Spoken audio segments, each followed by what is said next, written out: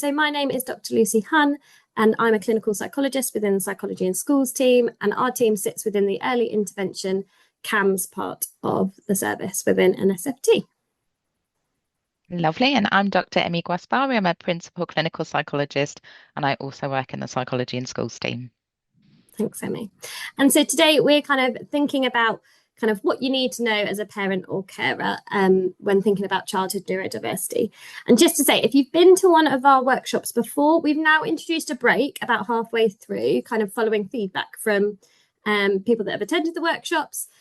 So it's only going to be a 3-minute break, which obviously is not very long, I do appreciate, but hopefully it gives you enough time to kind of pop to the toilet, have a movement break, etc.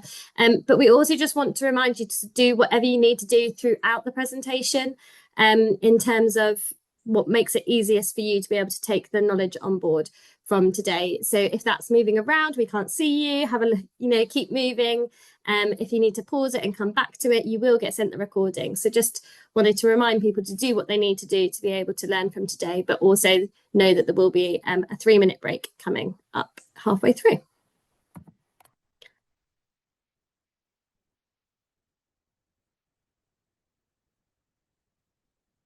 Okay, so what are we going to cover today? So we're going to cover kind of details of specific neurodevelopmental diagnoses, but the overall aim today is to kind of just introduce neurodiversity and what this potentially means for you as families. We're going to discuss some of the kind of challenges that you and your child might be facing, and then consider about how we talk to our young people and schools about neurodiversity. We are going to cover the kind of the assessment process to kind of talk you through what this looks like. As we know, many of you may well be on the kind of assessment waitlist for within the neurodevelopmental pathway. So this is part of our childhood neurodiversity workshop programme, which as a whole kind of covers lots of other things. You may or may not have been to kind of one of our previous workshops, and we'll signpost at the end to the whole series so that you can see what else is on offer from this programme. But overall, when we think about this programme, what we really want to do is kind of help parents understand how to support their young person, but also how to champion their children around their kind of unique strengths and think about what the unique challenges may also be. So as we go along, we'll highlight any other workshops that we think might be helpful throughout this content. So what is neurodiversity? So neurodiversity is a concept that originated in the autistic community. It doesn't have a kind of formal agreed definition, but it's more of an umbrella term to describe a range of conditions and differences. So across a population of humans, there will be natural variation in people's brains, how they process the world, their strengths, and maybe their kind of areas of weakness in their skills. But neurodiversity is a part of normal human evolution, and having people in society who see the world differently and have kind of unique skills is a really important part of human life, and it's to be celebrated. So the term neurotypical refers to people whose brains, processes, skills and behaviours are considered to be standard or typical in society. And the term neurodivergent was created as kind of an opposite to neurotypical to refer to people whose brains work slightly differently to those kind of typical cultural standards.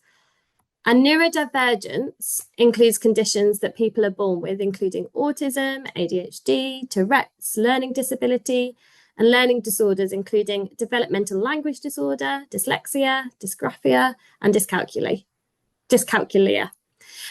So we'll come on to explain some diagnostic criteria for some of these later on. And neurodivergence also refers to people whose brains work differently due to injury, so that could, or illness of the brain. So that could be including kind of side effects of epilepsy or brain injury. So it's a real broad term when we're thinking about neurodiversity in terms of what that includes. An umbrella term, like I said before. So coming on to one of our, going to go through some kind of myth busting here or some kind of fact finding. So just out of interest, kind of what percentage of people do you think are neurodivergent?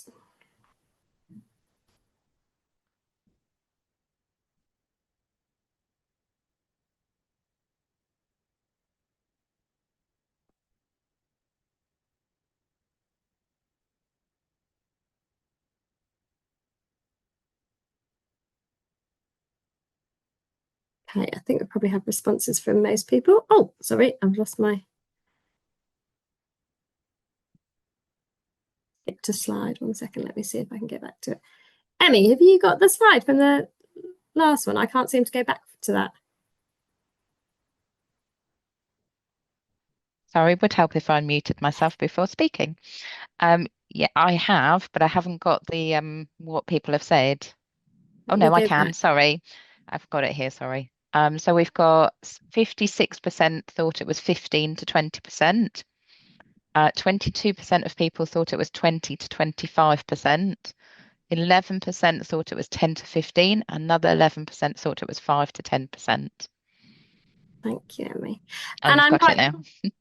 And I'm right in thinking that in terms of kind of the facts around that, it's around 20%, isn't it? And yeah, it's 15 to 20% is estimated. So yeah, most people kind of were around the right mark there when kind of thinking about the amount of kind of neurodiversity that we think we have, kind of that research suggests that we have within the general population. Okay, so just before we kind of get more into the content today, we just wanted to reflect that language is a really personal choice. Some people prefer to refer to themselves as neurodiverse, other people would have talked about preferring neurodivergent, and some people like to think of their neurodivergence as a superpower, whilst others really kind of don't like that. And so we just wanted to kind of reflect that language is such a personal choice. And some people may kind of identify differently. So some people identify as kind of having a disability, whereas other people with the same diagnosed condition might not consider themselves disabled at all. So what's important is that children and families find the words and explanations that work best for them. And I guess we just wanted to highlight that before we kind of get into the content and think about kind of the language that we might be using. Because we completely appreciate that our choice of language might not suit everybody here. So we will use the phrase kind of autistic people rather than a person with autism, because generally that's the language that we found is the preference for the autistic young people that we've worked with when developing these workshops. But that language absolutely might not suit everyone. And so we just want to be really clear at the beginning of the workshop that the language that we use here is kind of developed within kind of co-produced environments. So hopefully it is reflective. But absolutely, you might have your kind of own views on the terms and language that you want to use. I guess we also just kind of wanted to recognise the use of terms which might often come up in this area. And one of those terms is challenging behaviours. This is a term that many people use to describe their experience of behaviours that others around the child find difficult or challenging. But some people prefer the terms behaviours that challenge or behaviours of distress.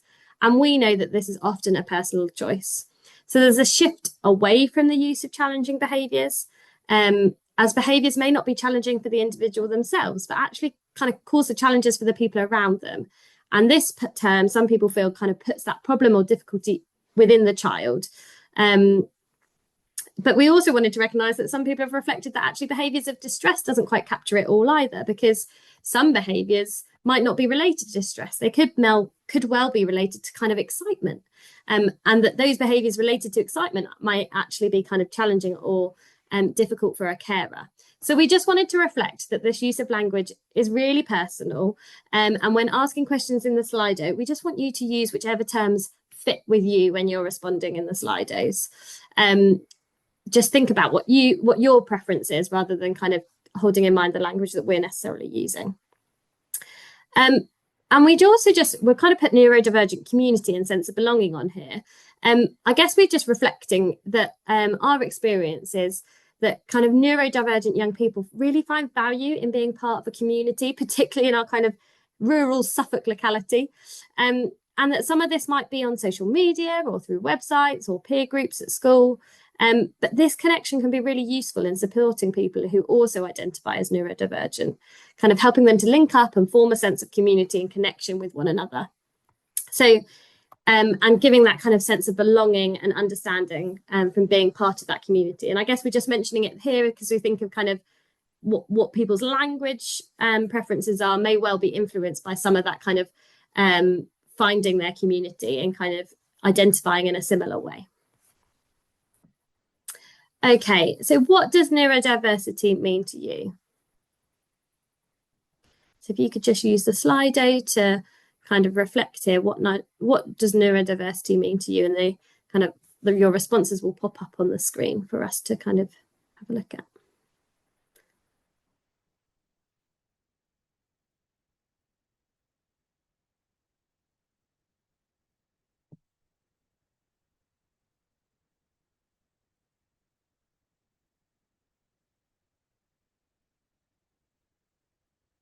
Let's check that it's working.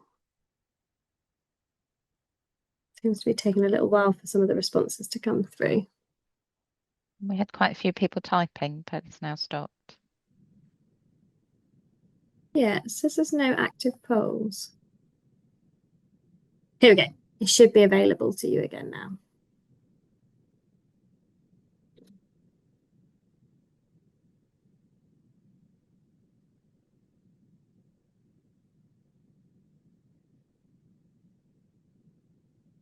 Everyone's brain works differently, yeah. Brains work differently to the norm. Yeah, so similar thinkings there in those first few that coming in, differences in thinking styles, I think, for each individual. My brain is wired differently. Yeah, genuinely impossible to make it work how it's supposed to, okay. Yeah, so there's that sense of it kind of there being brain differences that mean that they'll understand the world in a different way. Uniqueness, yeah. That might, and I guess some of those differences may mean that people can face challenges that not everyone may face. Seeing the world differently to what we would expect, challenged by experiences that don't regularly bother others. Yeah. So there's that differences, isn't it, in how we see the world and then how that might impact on somebody's experiences. Thank you, everybody. Okay. So we're going to look now at kind of talk more to that kind of what is neurodiversity. So although neurodiversity is kind of a normal part of human evolution, I touched on that before. Unfortunately, the world is typically designed by and for kind of neurotypical people, which can make life feel difficult for neurodivergent people when they're kind of accessing healthcare, being included socially, engaging in education at school and kind of in the workplace. And some of you spoke to that in the slide, didn't you? Those brain differences that kind of that then leads to experiences that may be quite challenging, that not everybody might face. And so historically, healthcare systems have tried to kind of cure neurodivergent people, tried to kind of enforce neurotypical standards of behaviour, and to perhaps kind of, in doing that, it's excluded people who haven't fitted into a neurotypical box. And I think someone's response on the Slido was that, like, my brain is wired in a different way. That means it physically can't do some of the things that might be expected of us. And I guess that's reflecting kind of more recent thinking and the fact that the neurodiversity movement kind of is now advocating for moving away from seeing neurodivergence as a disorder or a deficit, but towards that understanding. So trying to understand the challenges that might be faced by neurodivergent people, and celebrating some of those unique strengths and characteristics that actually neurodivergent people bring such wonderful things to society. And we want to be moving towards celebrating that. There's a lot of this kind of on social media. You might have seen that. You might have seen different influencers speaking quite openly about their own experiences of being neurodiverse. And I'm sure a lot of you young people kind of are aware of that. There seems to be much more openness and thinking about the strengths and the strengths and celebrating that as well. So we all need to move towards kind of understanding and embracing neurodiversity, as well as recognizing where those neurotypical standards create barriers for neurodivergent people, and kind of focus on making those appropriate adaptations to remove those barriers so that we can improve the lives of neurodivergent people. Well, I just guess we want to recognize here that particularly this can be a challenge in education settings for young people. That's where we often see families and young people really struggle because of the way that the education system is set up, and those real physical kind of differences in the way someone's brain might work. So we do think a little bit later on today about how to kind of talk to school about neurodiversity, but there's also a separate workshop on supporting your child in their education setting on the 20th of November. So in our series next month, there's a live workshop coming up, but there's also, if you're not able to make that, there's the recording from last year on the website. So just thinking about neurodiversity for your child. So what are your fears for your child when thinking about kind of what neurodiversity might mean for them?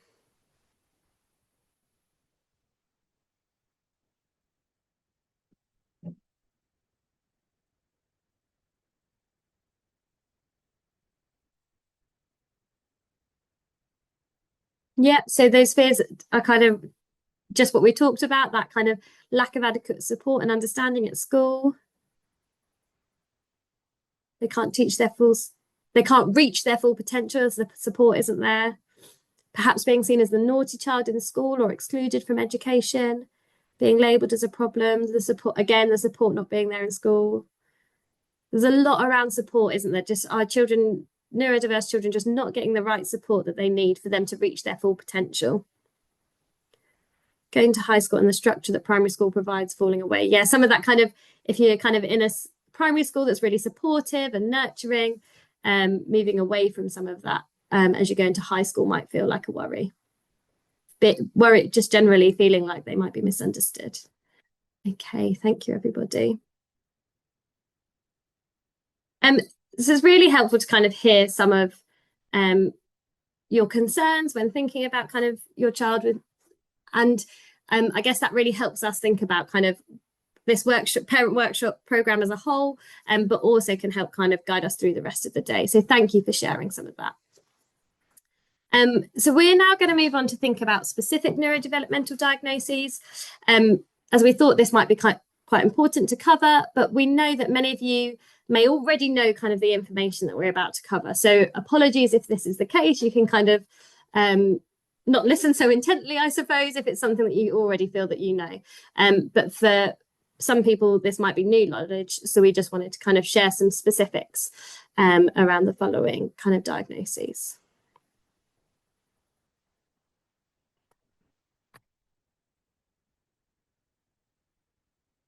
It looks like before we do that, we've got a few more Slidos. I thought had that was coming next, but I think we've got some more Slidos. So what are some of the biggest challenges your child's neurodivergence brings to them or your family?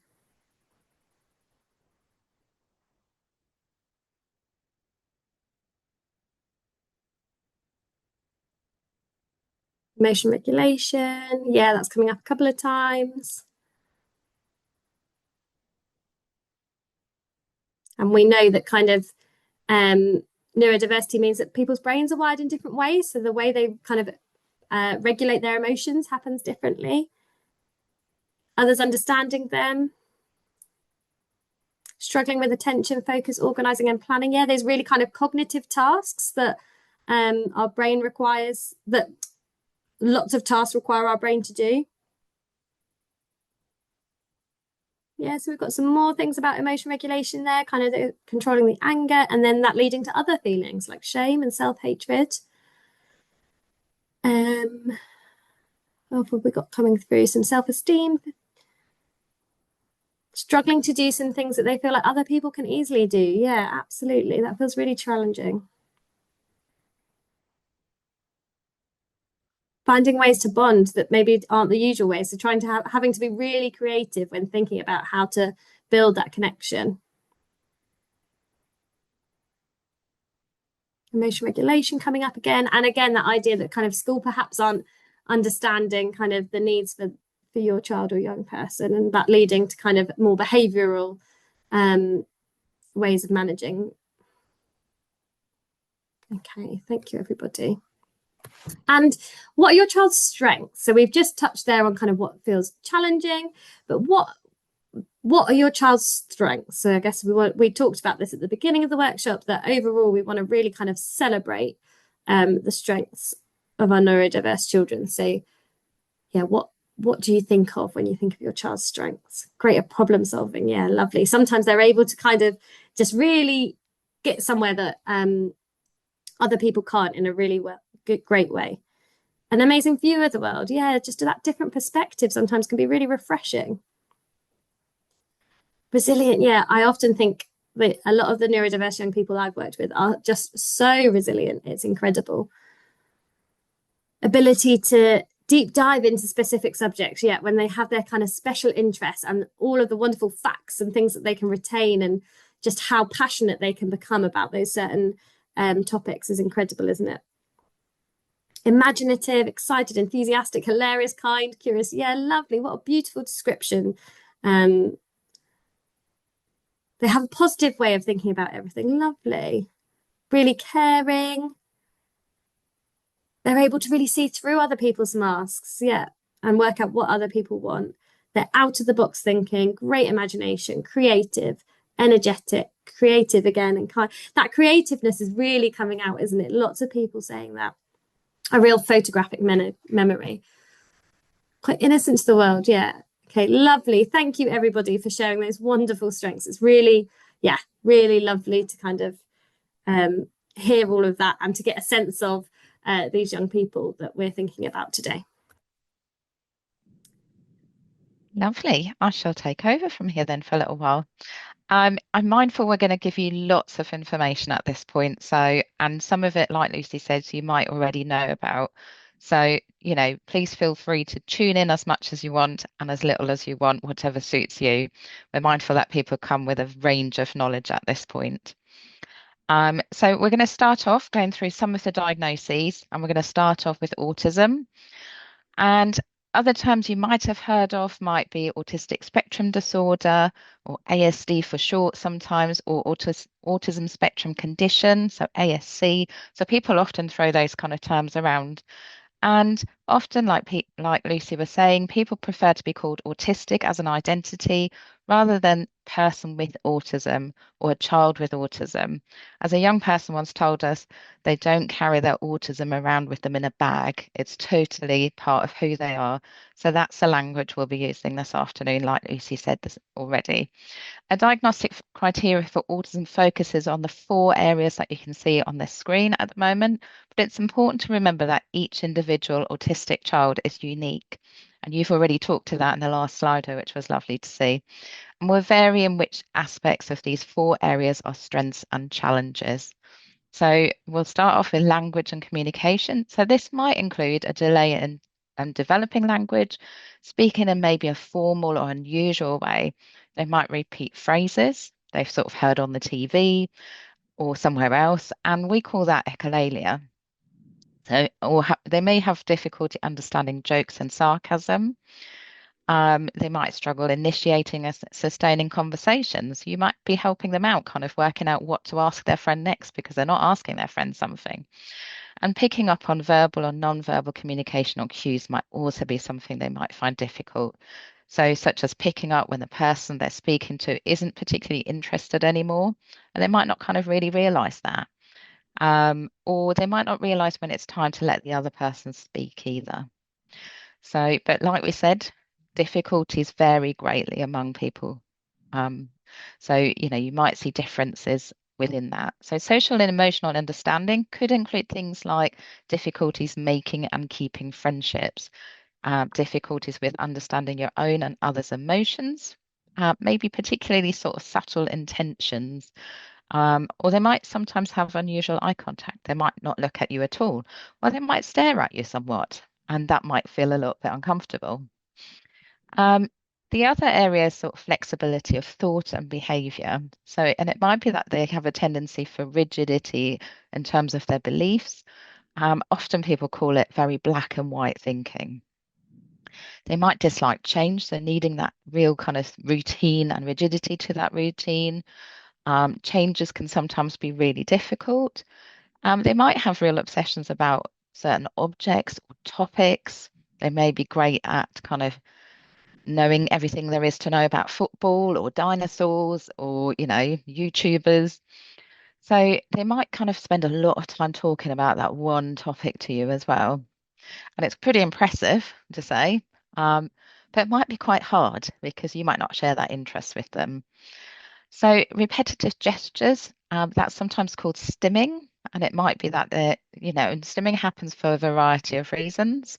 Sometimes that can be about stimulating themselves or managing their environment.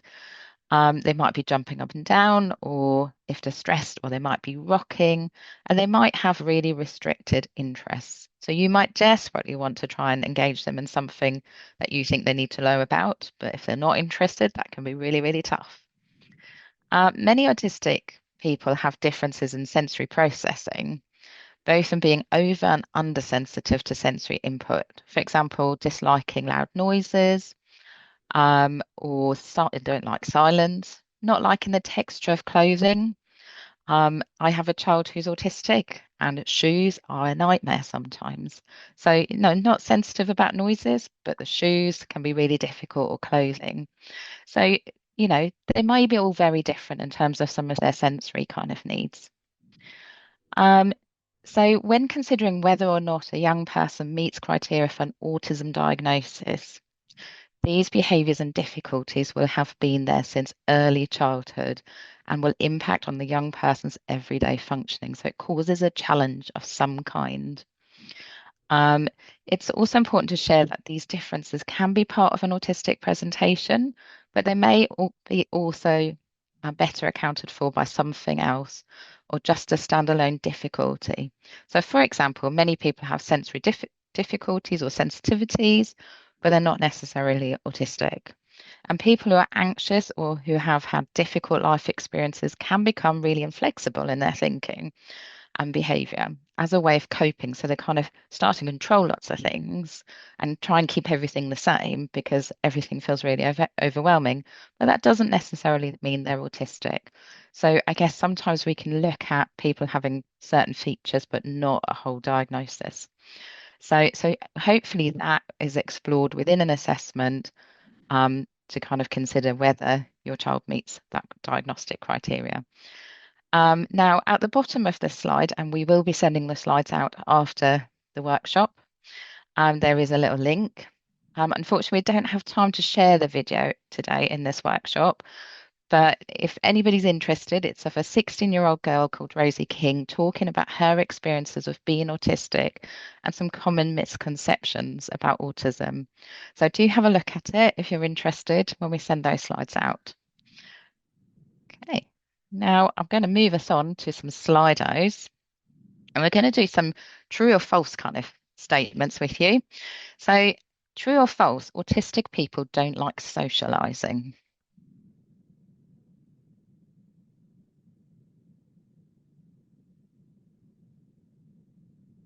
Okay, I think that looks like a clear false. Absolutely. Autistic people might socialize differently to neurotypical people, and many autistic people might find social situation anxiety provoking, but it doesn't mean that they don't like socializing. In fact, lots of autistic people really want friendships and want to be involved socially. Oh, wow, we're going ahead here already. So, true or false, all autistic people have genius abilities. And your answer is false. Absolutely.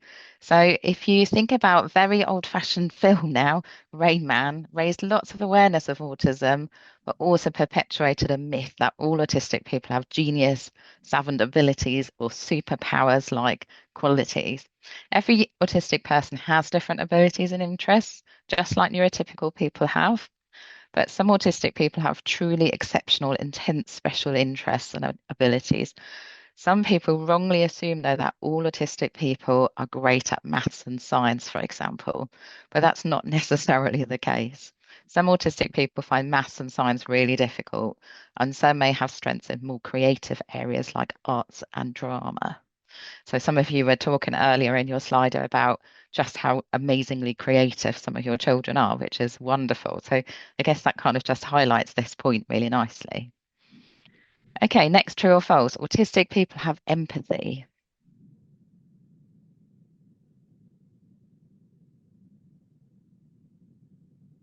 And don't worry if you get it right or wrong, it makes no difference. This is like what we're here for, really. Okay, so you've said true. Absolutely. Another common misconception is that autistic people don't have empathy, the ability to understand and share the experience of another person. So this myth is likely related to research showing that a common cognitive difficulty in autistic people is theory of mind, and that's the ability to imagine a situation from someone else's perspective. However, it's not the case for all autistic people. And they're often working really hard to try and work out what someone is thinking and feeling, and can be really upset when they realize that they've actually missed a cue that someone is upset. So often quite devastated after that sometimes. Okay. So autism in girls. Currently, around 4 times as many boys than girls have an autism diagnosis, but there's evidence that autism is underdiagnosed in girls. In other words, it's harder for girls to get a diagnosis of autism compared to boys. And there might be several reasons for this. Autistic girls are generally more socially motivated than autistic boys, although that's not true for everybody, just to be clear. They usually really want to make friends and socialize, which may mean the adults around them may not notice more subtle social difficulties, such as conflicts in friendships, where social communication difficulties in autistic boys are often more obvious because they may be more isolated or less interested in socializing. But like I say, not all of them.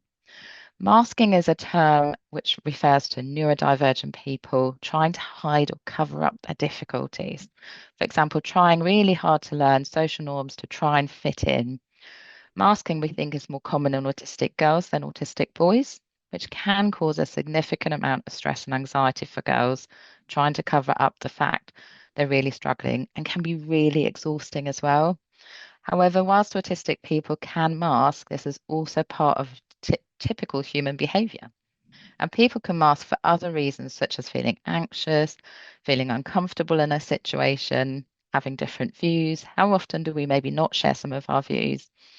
Masking is not exclusively something that autistic people therefore do, but often we talk about masking when we talk about autistic young people. There's evidence that autistic girls are also more likely to struggle with emotional difficulties like anxiety and low mood compared to autistic boys. And perhaps that means that adults around them will focus more on that kind of emotional difficulty than being curious about possible neurodivergence. So there's a great podcast episode on the ACAMS website about autism in girls, which is part of a series of podcasts for parents of autistic children. And you'll get this in the resource pack when we send it out.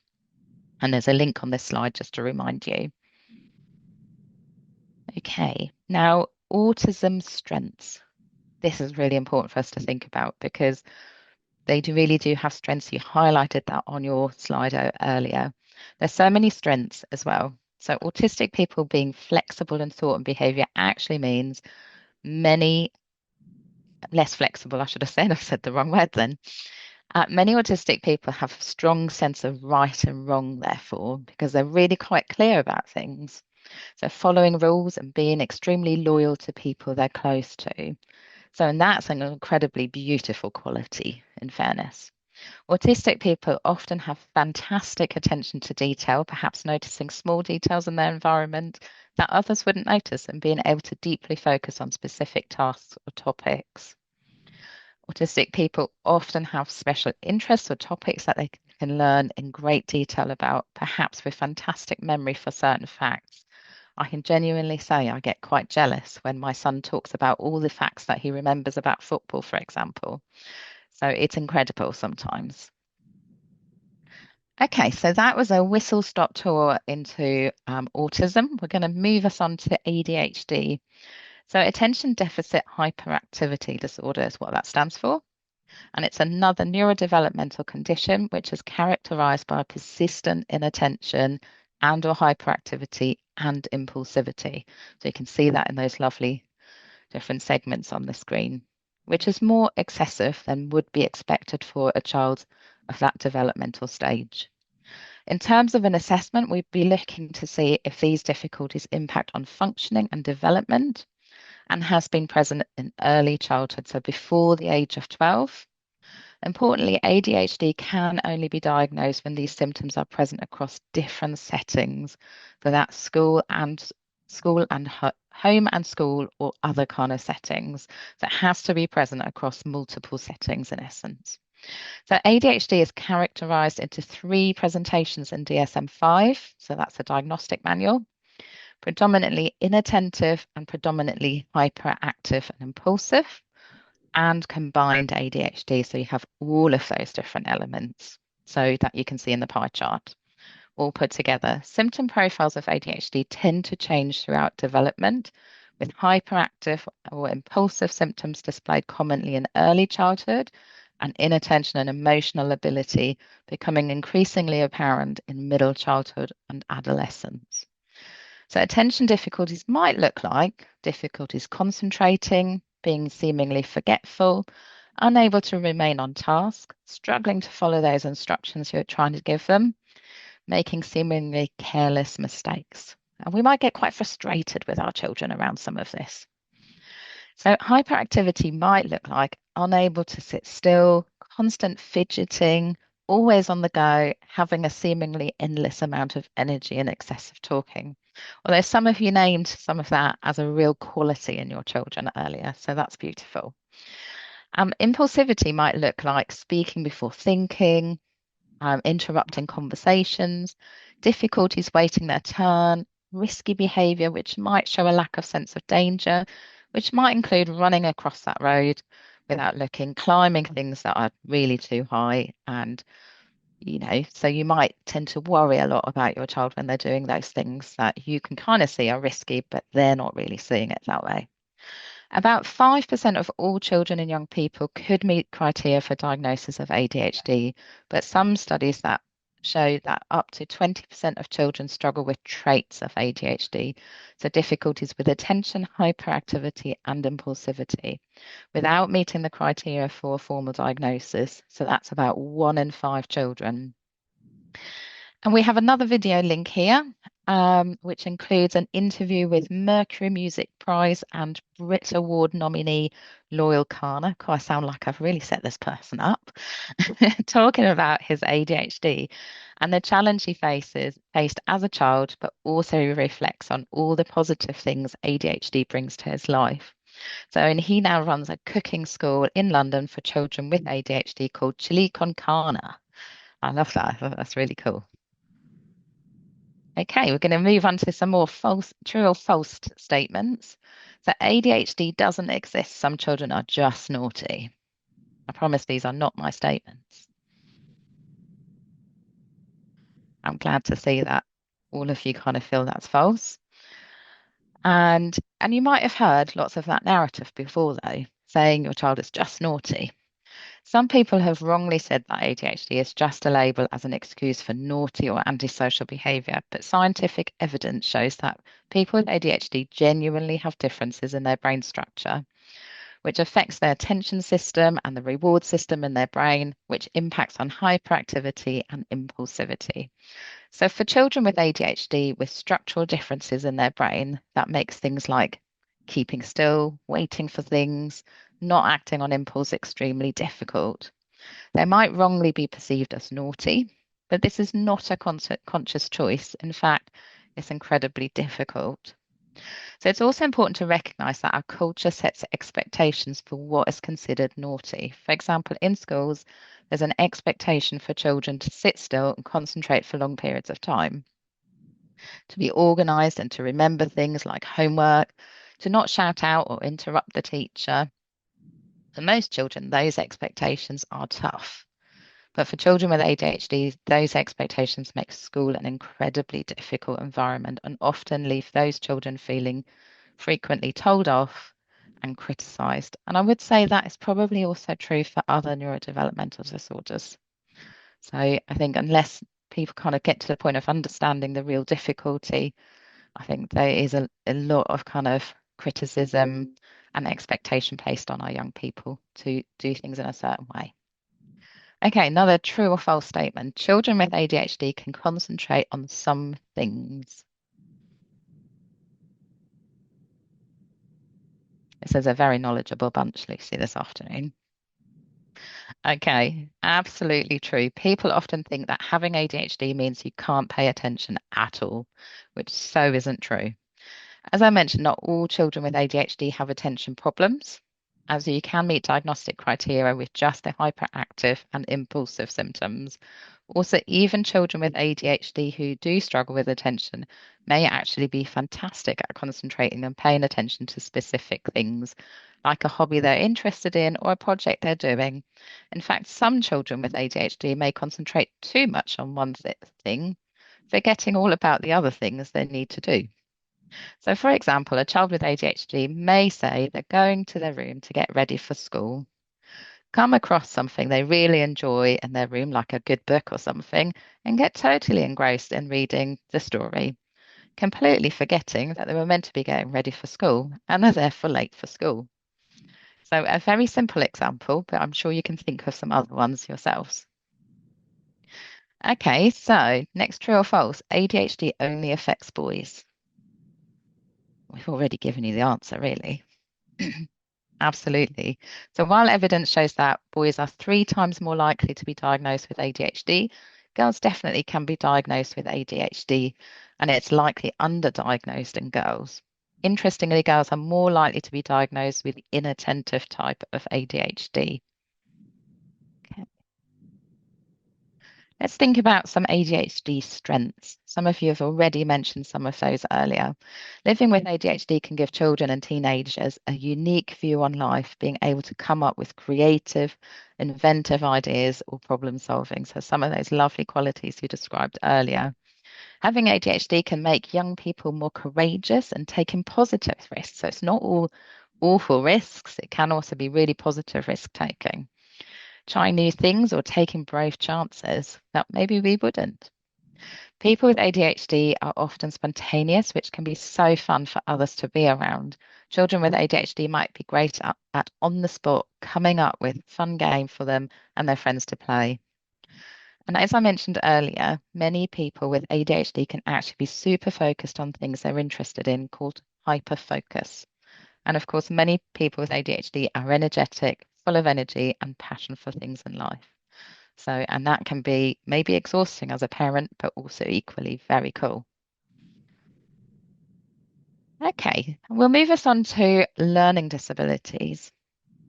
So, sometimes called intellectual disability, learning disability is different from a specific learning disorder, such as dyslexia, which we'll come to a little bit later. A child with a learning disability finds it more difficult to learn, understand, and do things compared to other children of that same age. When a child is younger than school age, so that's often kind of the term that kind of gets thrown about, these difficulties are likely to be called a global developmental delay. There are two key aspects to a diagnosis of learning disability. One is intellectual functioning, and the other one is about daily life kind of skills called adaptive functioning. So the intellectual functioning is generally referred to as general intelligence and skills, and importantly means very low functioning across a wide range of cognitive areas like memory, problem solving, learning, language, not just specifics, deficits in specific skills. Diagnosis of this significant impairment comes from using formal cognitive tests, usually completed by a psychologist. And then the second part of a learning disability is those daily life skills, which I've already said are often kind of referred to as adaptive functioning. And that is about looking at your child compared to what you would expect for a child of that age. And again, it would look at various different areas like independence, friendships, eating and drinking, getting dressed, hygiene, safety in the community, those kind of skills. And when assessing for a learning disability, we would also be looking to see that the low intellectual, functional, and significant problems with daily life skills are long-standing in childhood. And in other words, that there was significant developmental delay or problems in early childhood. And learning disability can be categorized into 4 different areas: mild, moderate, severe, and profound. And again, there's a video link on this slide that you can access later, and it takes you to MenCat myth-busting video, which challenges some of the myths and explains about lived experiences of learning disabilities. Okay, I'm going to take you to another true or false statement. Autism is a learning disability.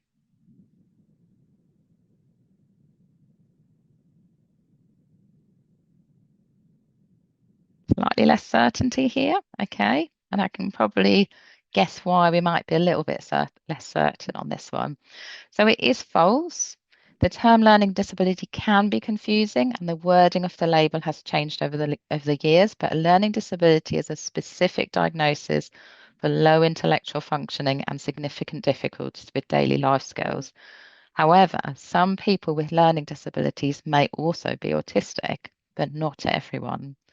So we'll talk a little bit about this later, where you may not just have one diagnosis, but multiple diagnoses. Okay, another true or false. People with learning disability can be independent.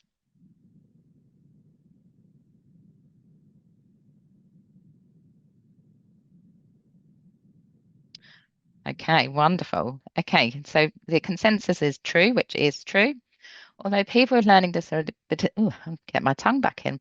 People with learning disabilities may need extra support, but they can be independent and live a happy and fulfilling life. Many adults with learning disabilities have a job, have great friends, and can live in their own home. And I've worked with many adults who have learning disabilities, and some of them have been very happily married, and so it's very lovely. Okay, learning disability strengths. So people with a learning disability are often seen as really friendly, loving, honest, and also very kind. They have some interesting hobbies and interests, and they like to share with others. People with learning disabilities often face many challenges and can be really resilient to the challenges that they're faced with. And there's a lovely research study done by Umuku et al. And they looked at personal character strengths of over 11,000 people with disabilities. Among those, people with learning disabilities who completed the survey. And the top 5 character strengths were love of learning, honesty, fairness, judgment, and appreciation of beauty and excellence. Okay. I promise we're coming up to the break very soon. It's a lot of information I'm throwing at you. I appreciate that. So we're going to look at, very briefly, specific learning disorders. And that refers to a range of specific sort of difficulties with learning and processing different types of information compared to what we would expect of a child the same age. So the first one is dyslexia, and probably many of you have heard about dyslexia. Refers to difficulty with acquiring and processing language, which usually displays in children as a difficulty with reading or spelling and writing. Often people with dyslexia have difficulty linking letters they see on a page with the sounds those letters should make, which makes reading slow and quite difficult for some of them. Children might describe the words on a page looking jumbled or blurry, and they may avoid reading wherever they can, preferring to learn with pictures, video, and audio. Children with dyslexia might find it difficult to tell left from right as well. Now, I know from experience, I have a friend who has a child with dyslexia, and they love to read despite the challenge. So I know there's some exceptions out there. Dyscalculia refers to the difficulty of learning and understanding number concepts and maths calculations, which makes it really difficult for children to do maths and also telling things like the time. I'll put my tongue back in. Dysgraphia, these words are quite fancy, aren't they? Dysgraphia refers to difficulty with putting thoughts into writing on paper. And children with this diagnosis may show difficulties with spelling, grammar, punctuating, and handwriting. And then the last one is a developmental coordination disorder, which often is referred to as dyspraxia. And it refers to difficulty with planning and executing physical actions with your body, so related to spatial and perceptual problems. So in children with this diagnosis, you might see difficulties with writing, putting on clothes, riding a bike because they're struggling to kind of work that balance out, playing physical games or sports, and using cutlery. Okay. And then the last one before the break we're going to look at is developmental language disorder, often referred to as DLD in short. And we wanted to sort of highlight that due to its high prevalence and impact on young people, but actually it's not something people talk about or really generally hear about. So it incorporates persistent difficulties in acquisition, understanding, production or use of language, and significant limitations in communication with functional impact on daily life at home and school. So DLD, for short, is a problem with learning or using language that does not go away. And it affects approximately 1 in 14 children in primary schools. That's about 2 in every class, roughly.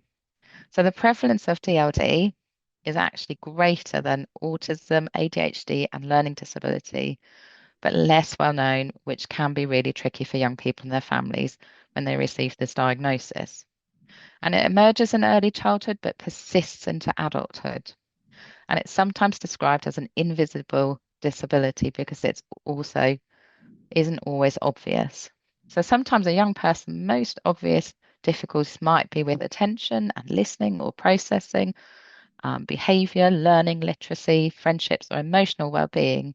And the characteristics of DLD include challenges with social communication, difficulties expressing thoughts, understanding others, and speech. So you can kind of see that this sometimes may get lost, and it can often be mistaken for other things and not recognized as a language problem. You're going to stay with me for a little bit longer. I'm going to take you through a bit more information before I hand you back to Lucy. So we've narrowed it sort of down onto specific diagnostic criteria. I want us to zoom back out again for a little bit and think about the bigger picture. So hopefully we've given you some information that's hopefully been a little bit useful, even if you know some of the information already. And maybe there are some things you were less aware of, hadn't thought about in a certain way. Now, this slide is about something called comorbidity or co-occurrence. And basically that means two or more things presenting at one time. And that is really high in neurodivergent conditions. For example, around half of children with ADHD have a specific learning disorder, or some studies show up to 70% of children with ADHD have autism traits, not necessarily the full diagnosis, but some autistic traits. So, but it can be anything. You could have autism and you could have Tourette's. That's often not an unusual combination either. So it's also important to consider that having a neurodivergent brain may not be the only factor affecting a child's health, emotions, learning, behavior, and friendship. A child and their family might be affected by sort of a host of difficulties like cost of living crisis or family separation, perhaps stressful life events like experience of domestic violence. At school, children may be experiencing bullying or stress from exams. Children can also be affected by changes in their bodies, like puberty and adolescence in general, or by suffering from an illness or accidental injury. So you can just see a whole array of things happen in our everyday life that may also have an impact. So considering all of these factors and more which aren't shown on here is important when trying to work out why a child is struggling. So, let's think really broadly about it as well, is what we're trying to say. So, for example, if a child is experiencing anxiety and struggling to make friends, that may not mean they're neurodivergent. It may be they're experiencing something upsetting in their life, and they may be going through a difficult transition. And they may just need your help and guidance through that difficult time. And it's a great learning opportunity equally at that point. So understanding the overlap between some of these factors and neurodiversity will be covered in some of our other workshops in more detail. And this is our more information heavy one, whereas some of those other workshops will look at what are those things and what strategies can we put in place. This is a less kind of strategy heavy workshop. So, okay, so what do you think is valuable about having a diagnosis for your child? I guess you sought a diagnosis for a specific reason.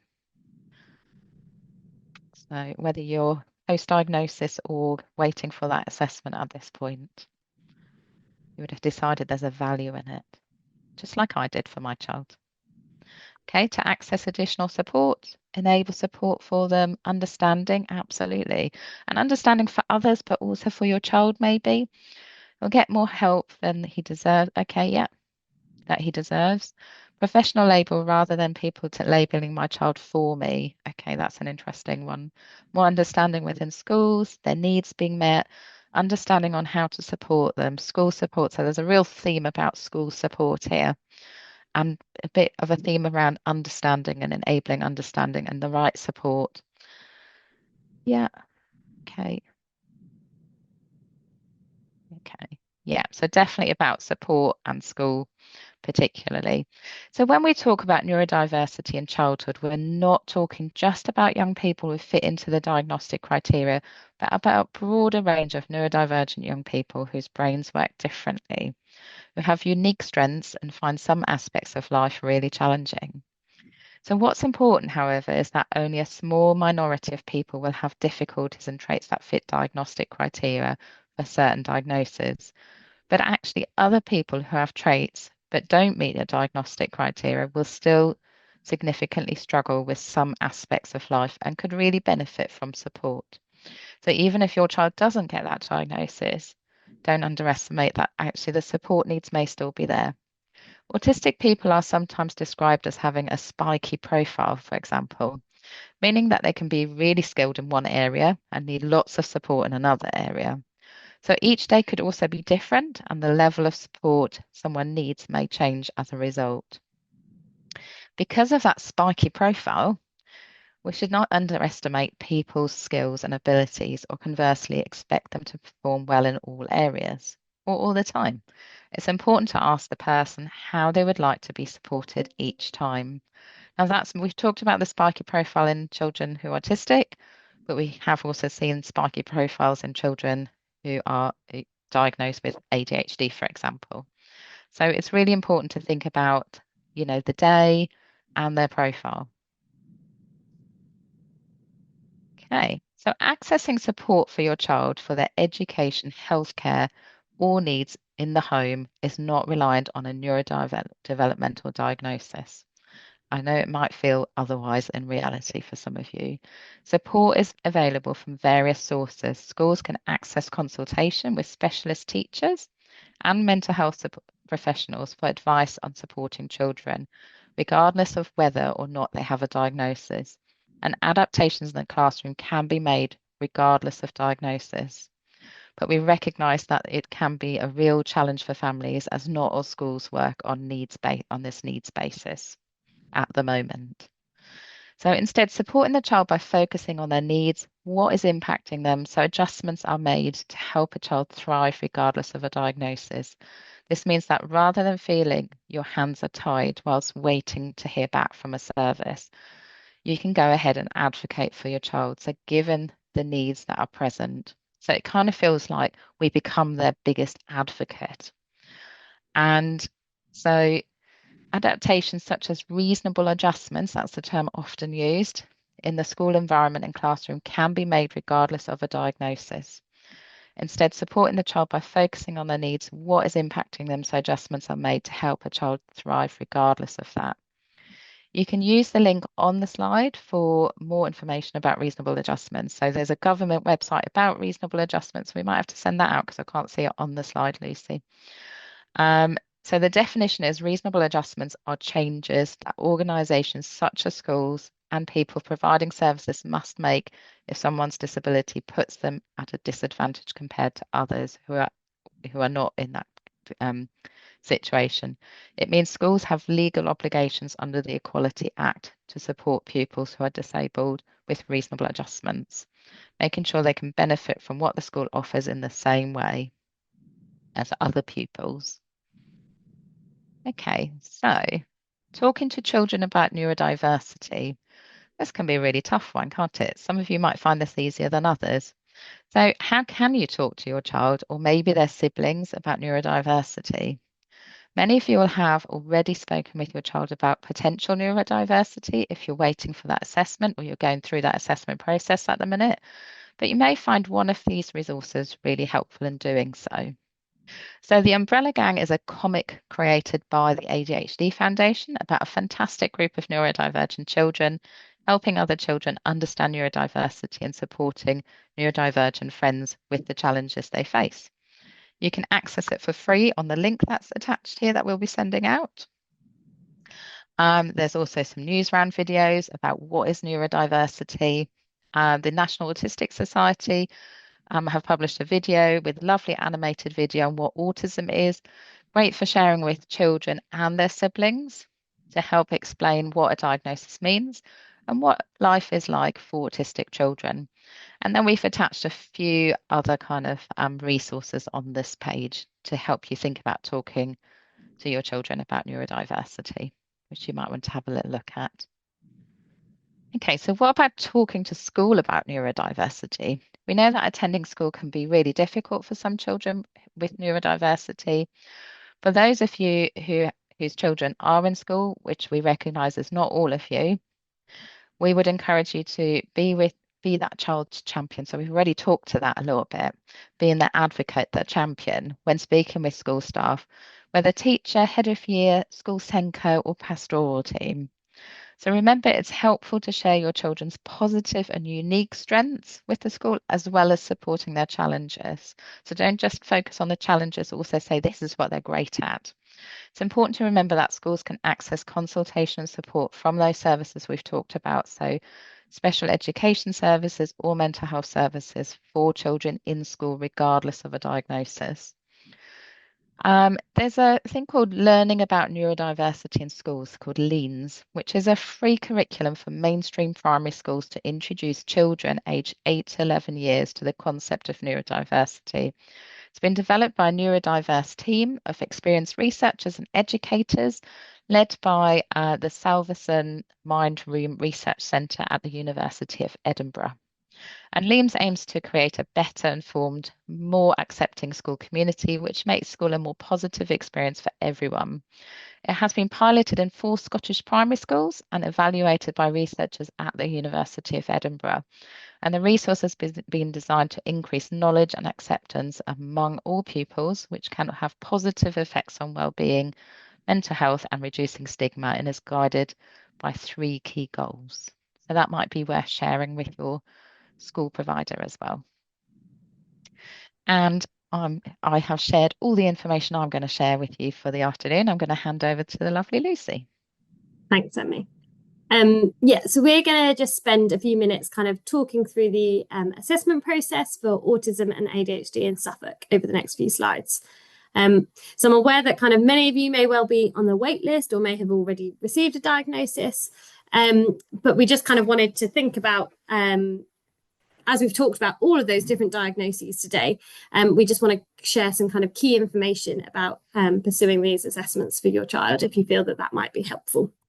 So if you're concerned your child has a learning disability, then it's important to speak to kind of the nursery or your school where your child is attending to get their opinion. And then we'd recommend speaking to your child's GP. So if appropriate, if the GP feels it's appropriate, they would then make a referral to paediatrics to explore if a learning disability diagnosis is appropriate. For a specific learning disorder, kind of such as dyslexia or dyscalculia, like Emmi spoke through earlier, they are assessed and supported within the education system. So you can speak to your school. It might be that you contact the SENCO, and then the school can contact specialist teachers for consultation and possible assessment. So the route through for those kind of specific learning disorders is through school. So we recognise that kind of currently this is all quite focused on children that are in education. So for those families where a child is not accessing education, it's worth just being aware that for the ASD and so the autism and the ADHD assessment processes also explore additional learning needs. So if there was any kind of other additional learning needs that were recognised within those assessments, there'd be opportunities to kind of then take that further and think about where to go for those diagnoses.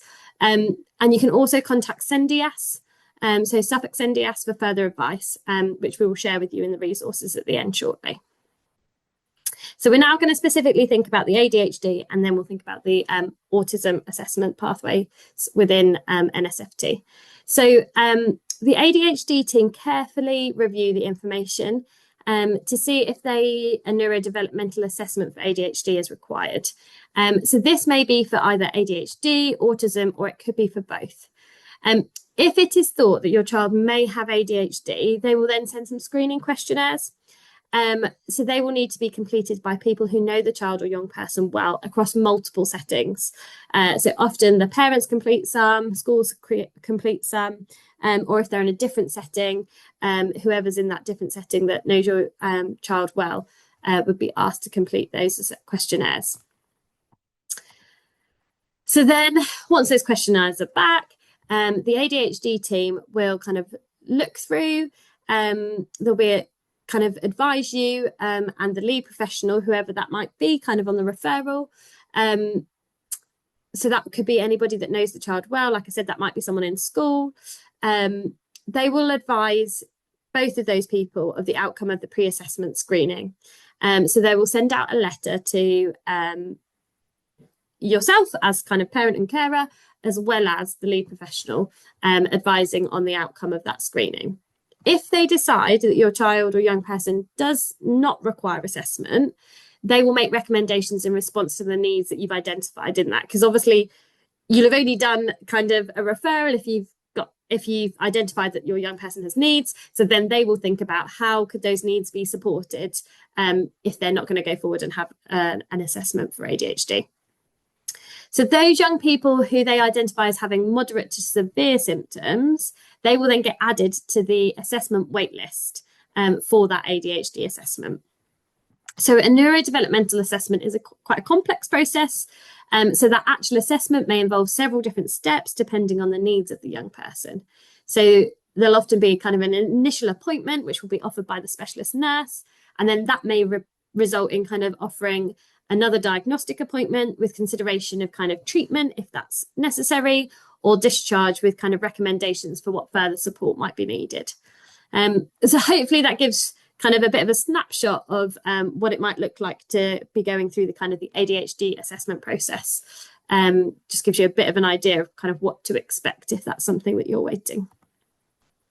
So in terms of what happens for autism referrals, so the services for autism referrals are split into under 11s and over 11s. So if your child is under 11, then that autism referral will go through to the integrated paediatric service. But if your child is over 11, then they'll be referred to ADIS, the Autism Diagnostic Youth Service in Suffolk, and that's the bit that we're going to talk about in a minute. So referrals are reviewed in a really kind of similar way to that ADHD service. So kind of a multi-professional input will review those referrals, and then it will go on to kind of a more specific assessment tool if it's decided that it's appropriate to assess for autism. And there's different tools that can be used as part of that ASD assessment. So they might use the BOSA, so the brief observation of symptoms of autism. They might use the ADOS assessment. So that's designed to assess kind of social communication, interaction and play of the young person. And it has different kind of activities to suit different developmental and language needs. And often that would be the young person kind of doing that, that ADOS assessment with an assessor, usually two assessors kind of by themselves, doing those different activities. And then there's the Autism Diagnostic Interview Revised Scale, and that's more thinking about kind of developmental history and things like that. So the ADIS service is an autism diagnostic service. Again, as I said, that this is just a bit of a summary of them. So they see young people that are 11 to 17-year-old in Suffolk. They are a needs-led pathway. So that means that when a young person comes for an assessment, they'll be kind of focused on identifying their strengths, but also their difficulties through that meeting with the young person and with yourself as their kind of parent or carer, and gathering that information from the people that know them well. So really kind of focusing on what is that young person's needs, and as a result of those needs, what support do they need in place, or what might be helpful. So they'll develop an understanding of the young person's needs by really tailoring that assessment. So what one young person has for an assessment might look a little bit different from somebody else's, because all of that information that's gathered will be helping to tailor what the assessment process looks like.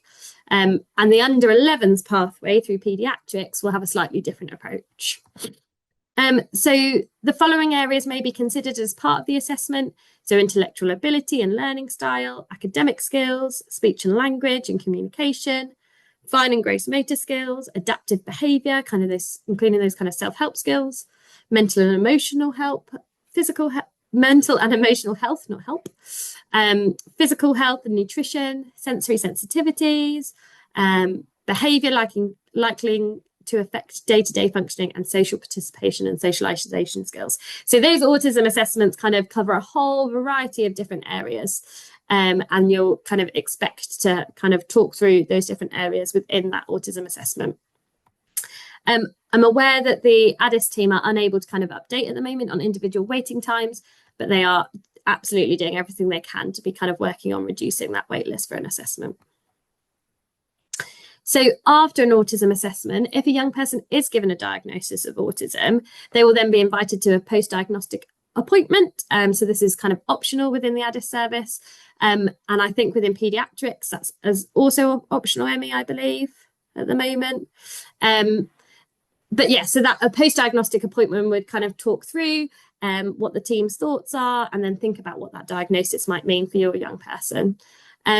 But we just wanted to kind of reflect here that it's really important to share the diagnosis with your child's education provider if they're in education, so that they can receive the right support. A lot of you spoke about that being one of the kind of challenges when we've done the Slidos of kind of, or your concerns for your child is that they're not able to get the right support, and then you feel like a diagnosis will help them get the right support. So whilst we recognise that the education system should be needs-led rather than diagnosis-led, absolutely, if they do have a diagnosis, it's helpful to share that with the education provider. And you usually get a report within your autism assessment, and that will often have some kind of signposting to what might be helpful within school, given what's been understood about your young person within that assessment session. Okay, so just moving on to thinking about kind of resources. So this poster we will send out. I think I just need to check that it's definitely updated, because one service that I know we've got Beans on there, but that very recently Beans isn't a service that's accessible for anybody kind of come the end of the month, I think. So I will make sure that that's updated before it's sent out, but we'll send this out with the slides and the recording over the next week, and that's just got lots of different information that's kind of pulling together recommendations from parents for parents, kind of on the ADHD and ASD pathway. The Suffolk local offer is kind of a key resource which gives updates regarding the pathway and the neurodiversity pathway in Suffolk. Suffolk Family Carers is that kind of parenting hub. They offer a range of short-term support, including one-to-one support, drop-ins, for all the parents on the pathway in Suffolk.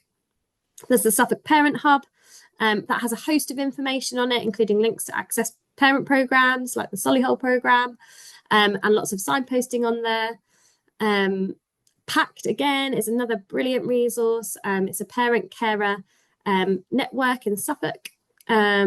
And there's the Source Engagement Hub is a website which provides information, support and advice for young people by young people. So that's more aimed at whoever you are kind of caring for. So I will send round an updated version of that poster. And when you get these slides, you'll also be able to click on the links within the slides. Some additional kind of information and advice beyond kind of what we've covered today. So there's some, again, all of these underlined bits are links, so where you can click on them when you get them. What is autism? That's a link to autism.org website. They've got brilliant kind of information on there. The ADHD Foundation, again, has lots of really helpful information, both for parents and carers, but also for young people themselves. It's got some videos with young people sharing their experiences, which might be really helpful for you to kind of talk through with your young person. MenCap is a brilliant website with exploring kind of learning disability, and then the Dyslexia Association is on there too. And just a nod to the National Autistic Society, the ADHD Foundation I already mentioned, and Learning Disability Matters. All of those are brilliant websites with loads of resources. I know that the National Autistic Society has lots of videos of young people talking about their experiences around a whole host of different things. I recently did the teen workshop within this program, and there's loads on there for adolescents in terms of like developing those kind of life skills that it might be potentially a bit more difficult for young people with neurodiversity to acquire some of those skills. So thinking about what are real practical strategies that we can use to support those young people. So yeah, really can't talk highly enough of the National Autistic Society website in terms of having resources that are really kind of approachable for young people. So these are some dates of kind of the workshops coming up in our programme. So next month we've got supporting your child's education. The following month we've got supporting your child with anxiety. And then in January, start off the year thinking about managing parent and carer stress. So all of our kind of, there should be a QR code on here, so I'll make sure that's also sent out with the resources and slides when they get sent out. But hopefully if you're here today, you've already kind of worked out how to access our workshop programme. But again, you can click on the link on the bottom of the page there. We also have other free workshops. So we have a whole range of mental health workshops, kind of separate from our neurodivergent child workshop programme. We also have a mental health workshop programme and cover all sorts of things, including sleep, emotions, anxiety, low mood, eating difficulties. So again, they can all be found on our website. And we also wanted to highlight Sendias. I talked about them a little bit earlier when thinking about getting the right support at school. But they also provide lots of webinars, mainly focused on kind of education and thinking about how to get the right support within education. Absolutely brilliant resource. Again, they have lots of kind of short videos and things like that, and that might be really, really helpful for you. So kind of just coming to the end of our workshop today, I guess just be helpful to think about kind of now that hopefully you already had a lot of the information that we shared today, but perhaps some of what we've shared has been helpful in kind of thinking about your young person. So just whether you feel like your child maybe neurodivergent kind of after the information today, but also that probably lines up with what or your knowledge already.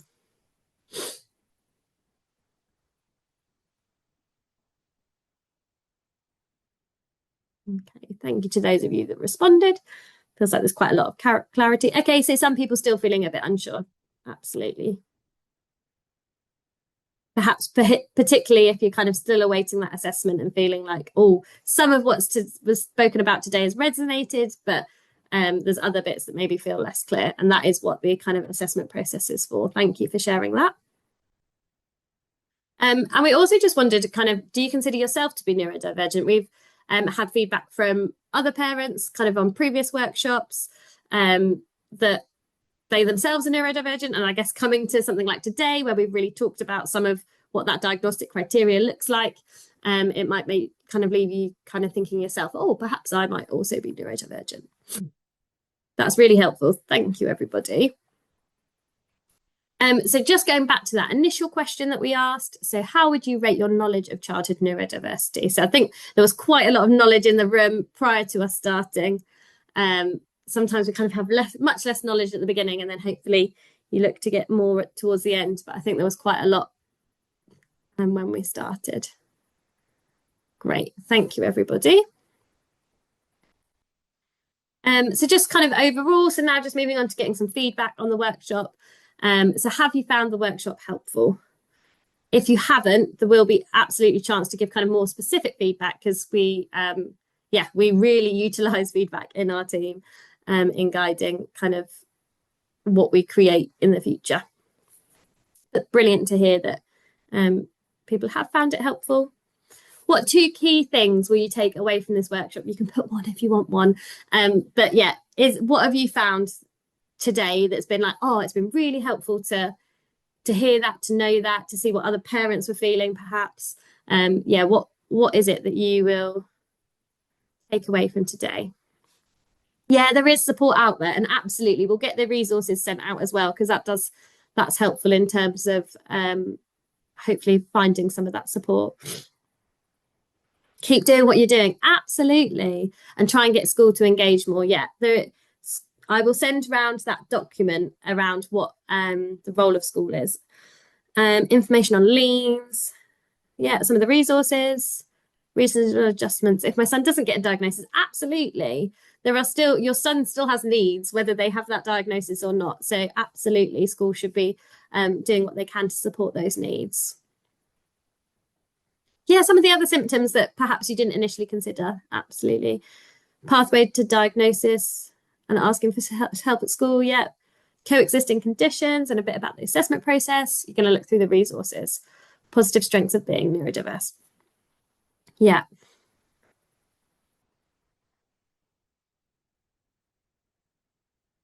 The autism colour wheel, and it's used when diagnosis is not given as well. Yeah, absolutely. Yeah, we can absolutely have, people can have traits of autism without meeting the full diagnostic criteria, and that can still be a really helpful way of us understanding somebody.